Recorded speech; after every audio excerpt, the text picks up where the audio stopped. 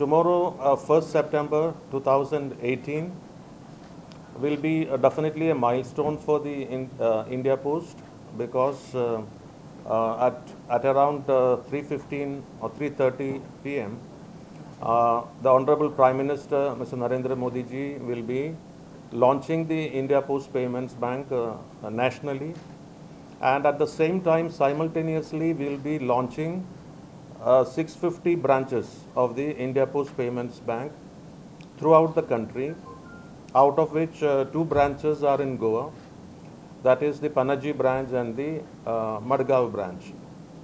So the Panji branch will be launched by the Honorable Governor, Srimati Mridula Sinha, and in the presence of our Honorable MP, Rajya Sabha, Mr. Vinay Tendulkar. And the Margao branch will be launched by the Honorable MP South Goa, Mr. Savaikar. And at the same time, we will be having around 10 access points. But I'll tell you what are the branches and access points, which is a lean bank, which is heavily dependent on technology. The basic services the payments bank will offer are the savings account, the current account and the savings account.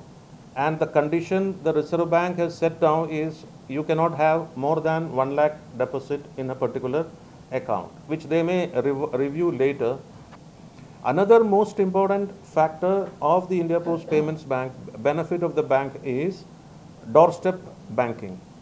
Sitting at home, the senior citizens or the housewives or anybody for that matter who don't want to walk to the post office can sit at home and do basic banking services.